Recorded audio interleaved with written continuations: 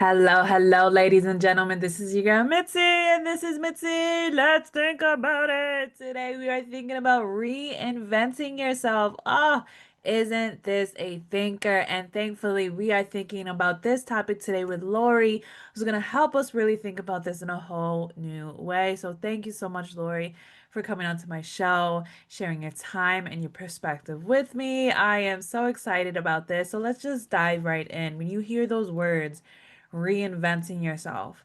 What does that make you think about?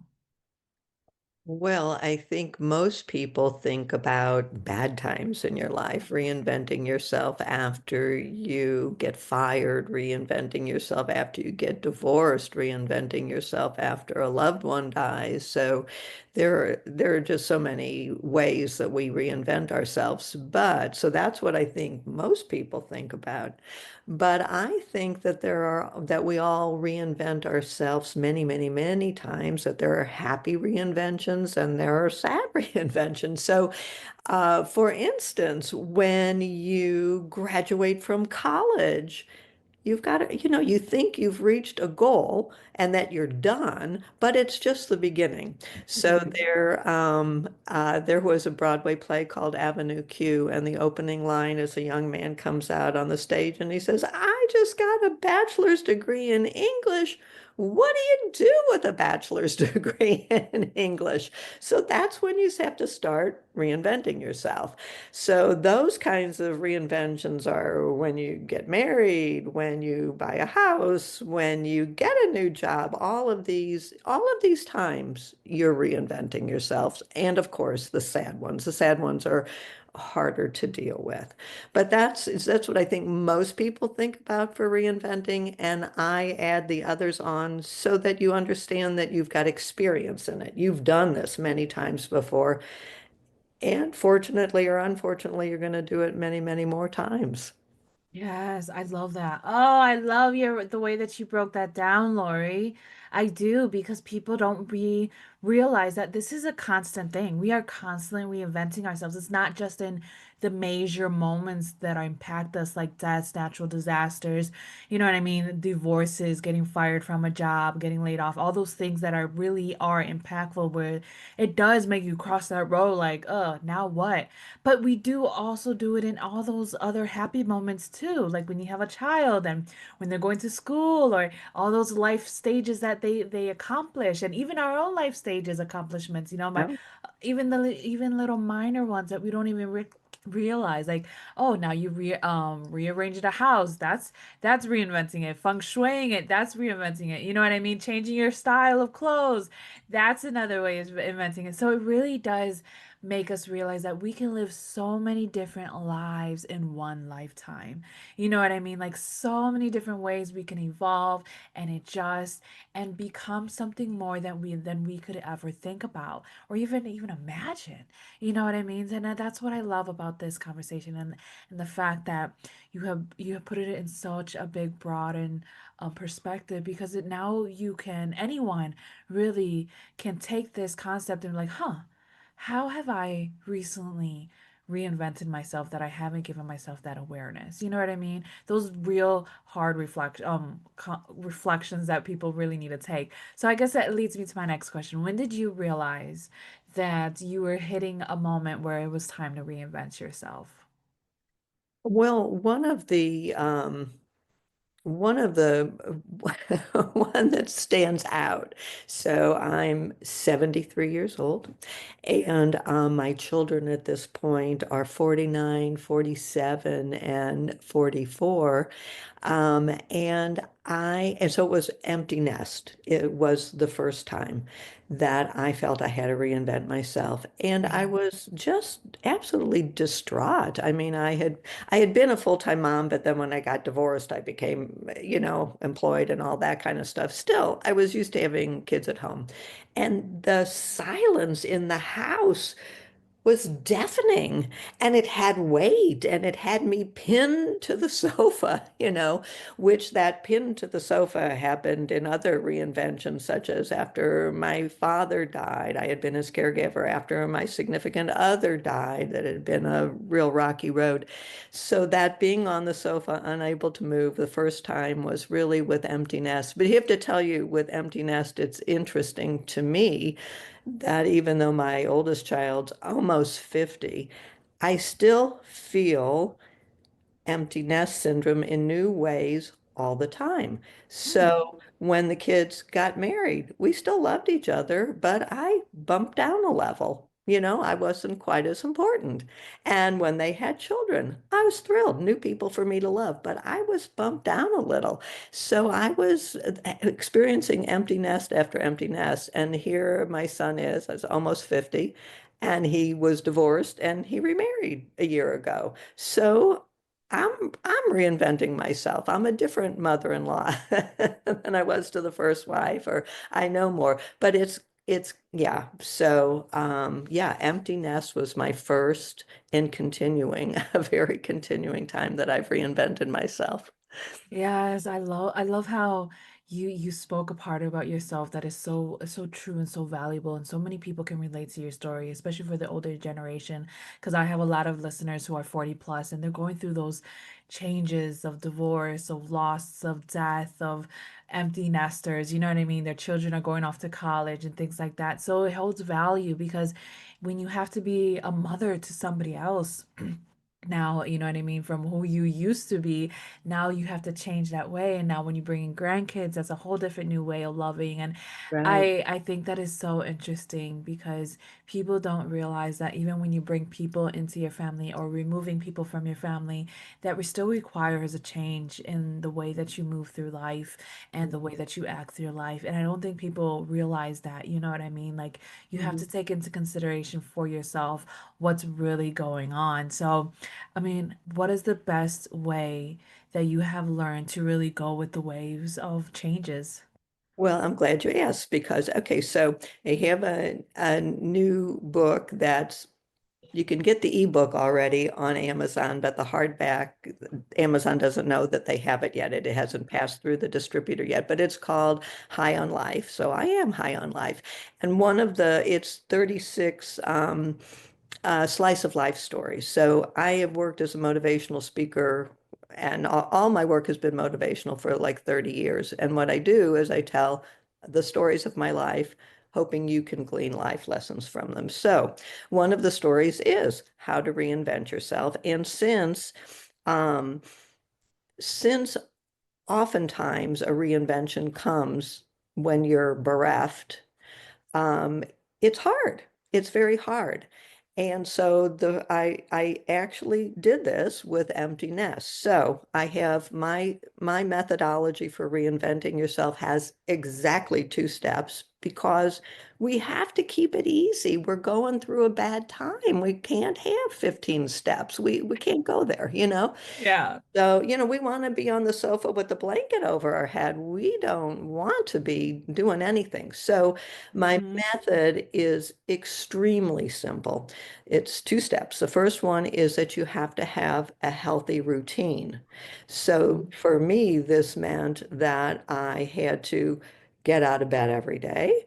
And I Hmm. had to put on my makeup and I had to get dressed and I had to do my hair, just basic, so I'm going to look good. And for me, because I'm kind of a homebody, I have to go somewhere every day and I have to talk to someone every day. It could be an email, a text message, it could be a phone call, it could be in person. But all of those things are important for my health. So that's my routine. I also exercise and stuff like that, but a healthy routine. So that's something now that's going to have 6 or 7 steps. But whatever you do when you're feeling good, whatever your Hmm. routine is when you're feeling good, you really have to aim to do that every single day. So that's step one is to have a healthy routine and to stick with it. And then there's another story in High on Life that talks about the importance of the routine. And then the next step is to take one step, can be teeny tiny step, one step towards your new direction. And I like accountability logs. So I think you should. I went out and I bought a spiral notebook for 79 cents, just like if I was going back to school. And on page one, it's like I put today's date and what my one action was. So my one action when I was going through Empty Nest was just to find something to do, to find daily activities. And I happened to find volunteermatch.org that has all kinds of volunteer work. And I made a call to them or sent an email, whatever. That's one step. That's all you have to do. If you do that one step, you can go back on the sofa, you can take your tissue box, you can eat your bonbons, whatever, but one step. And you find when you're having a good day, because when you're in an emotional state, some days are better than others. When you're having a good day, maybe that'll feel so good that you want to take another step. It's great. In that case, this is a hack for people with ADD, but set a timer for 10 minutes and see how many phone calls or emails you can send out that represent taking a step in the new direction. And so, really with the empty nest thing, it took me like 5 or 6 calls to get all this great volunteer work lined up. I volunteered at for the March of Dimes, stuffing envelopes, but it got me out with people and they expected me to come every Tuesday. So I had to be there every Tuesday.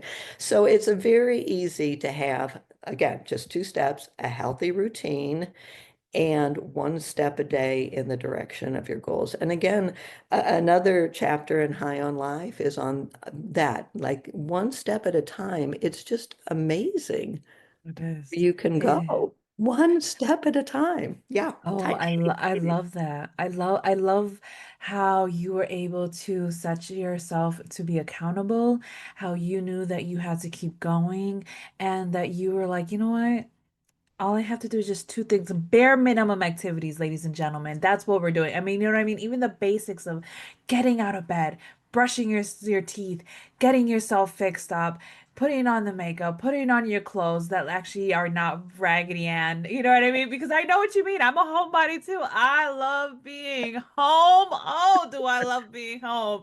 So I know that when my sons get older and I become an empty nester at that point, I know that I'm gonna be doing exactly what you're doing and forcing myself to volunteer and forcing myself to do something to keep going because it can be so discouraging to go out into the life and go out into the world. But in reality, like the world still needs you. It doesn't matter how old you are or how young you are. You still have an impact. You can still help in any way, shape, or form. But just taking that one step does so much. And I love also how you said, like, if you do that one step of and you reached your goal and it's already done and it's 10 a.m. and I was like, now what? That can be either a motivator for you to keep on going. You know what I mean? Like I said that with working out.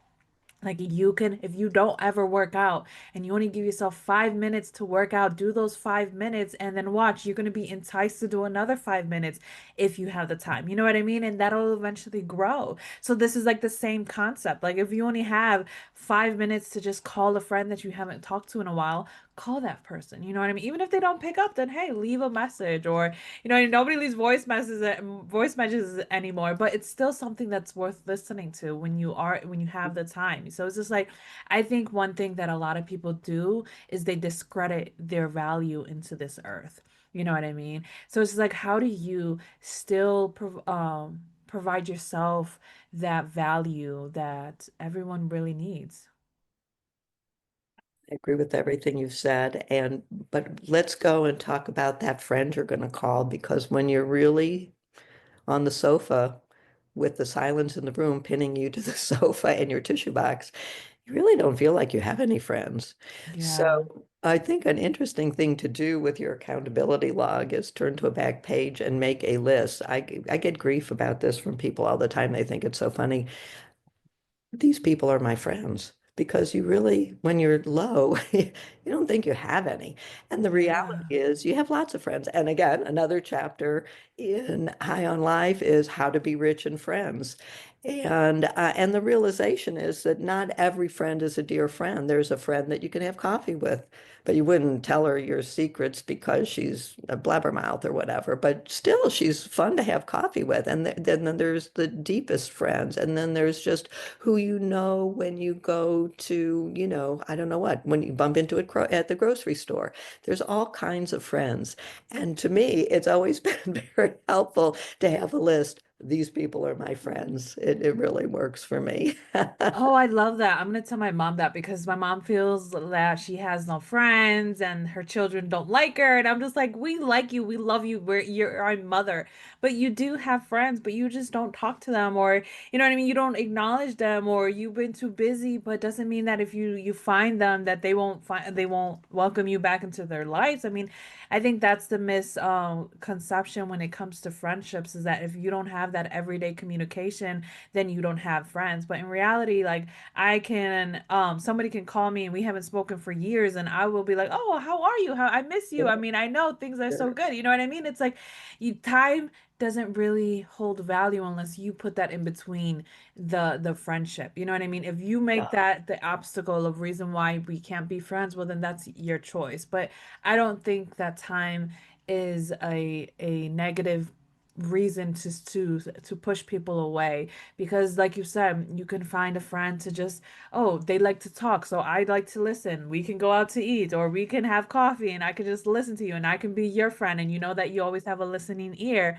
or and you know what I mean and vice versa you can find that somebody who can be that listening ear. It's just finding the right people, you know what I mean, and just knowing that it's okay to do certain things with certain people but not with others, you know what I mean, because Sure. you're not gonna party and with other people but you're gonna eat lunch with other or cook with other people, you know what I mean. It Right. just we have to be very realistic when it comes to that. So I guess my question is, do you think life should be easy? Oh my God, life is not easy. It should be. It would be nice if it was, but no, it's not easy at all. But but what? But it's wonderful. So, so gratitude enters into that. And well, I'm going to come back to your mom and say maybe she's feeling a little bit of empty nest as you're busy with your children, which is exactly as it should be, is exactly how she wants it to be. But she still, suffers from that.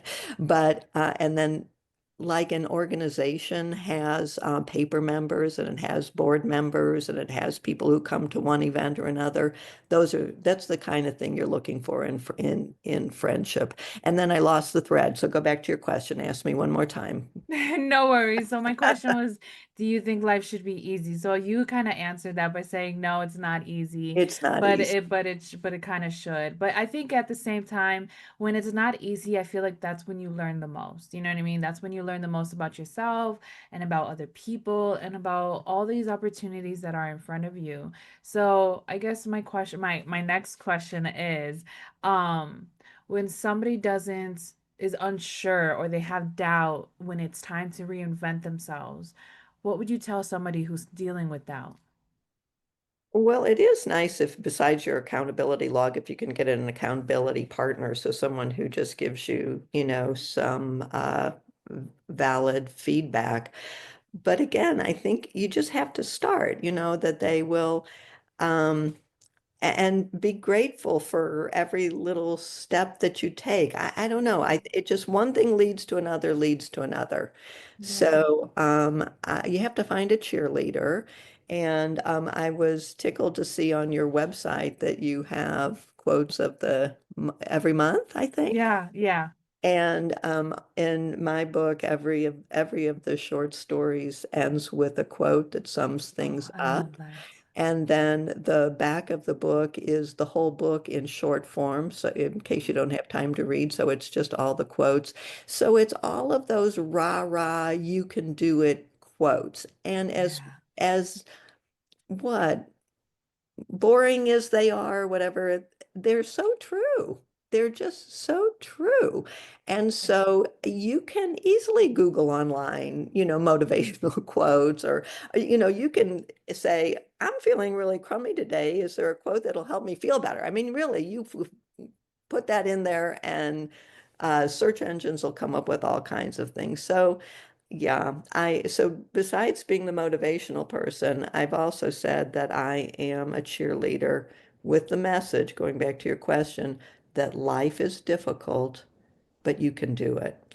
And let me tell you about a really difficult time in life, which is divorce, which I've gone through. Many people have, and that really I'll have you pinned to the sofa. There's a really terrific book that I read at the time called The Good Divorce, and it said, I know that lady. I know the lady who wrote that book. that's a great book. It Yes. And is. she tells you that there are, I think, 5 different relationships you can have with your ex-spouse. And Mm-hmm. maybe there's 1,000 steps between each of these degrees, one step a day in the direction of being perfect pals, I think is her fire. You go from fiery foes maybe to perfect pals, something like that.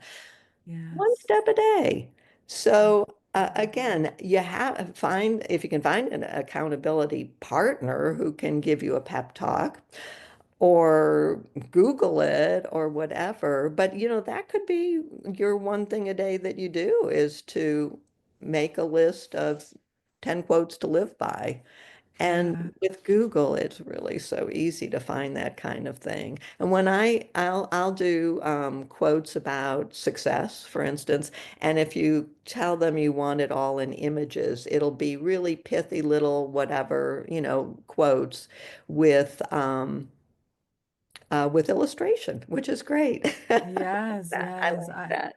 Oh, I love that too. And I actually had her on my website, I mean on my podcast to talk about the good divorce. Oh, really? Yeah, it was such a great conversation. She had such great insight and her Yeah. story really does hold value. And I love the fact that she wrote it in a book so that shares other people like yourself to Right. motivate them, let them realize like this is possible. Like you can have a good divorce. Your child can have a good experience from. Uh-oh, you froze. Mitzi, are you there? Hello? Hello, hello? Oh, Mitzi, you froze. Hello, hello? Oh no, Mitzi, what do we do?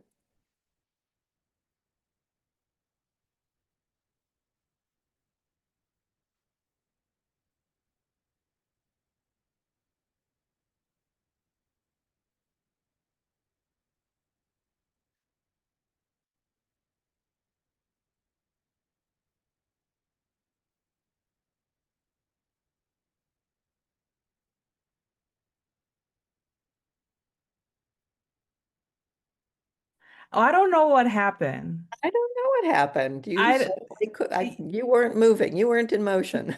Yeah, I don't know. You froze, but I was still talking, then all of a sudden it just exited out and then came back on. So I don't know. I'll do the editing, but so I don't know where it edited I out. don't.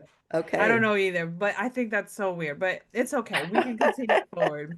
So So we were, at the end of the day, I think what you brought into the topic of that doubt that lingers in, that pin you to the sofa moment, the depression, the sadness, the sorrow, the what's gonna happen next. I think that that crossroad that we all encounter really comes together when we have that cheerleader, when we have somebody, that support system, where we have these quotes laid out throughout the house or throughout our environment so that we can stay lifting ourselves up, because sometimes we have to lift ourselves up. And when we're going through things that are just like uncertain, like like you don't know what's gonna happen. I mean, that's the best way to have that so that you can have that as your firm foundation. Like I may not know what's gonna happen, but at least I know that it's gonna be okay and I'll push through. So yes, I think that's something that people most definitely can value and hold on to.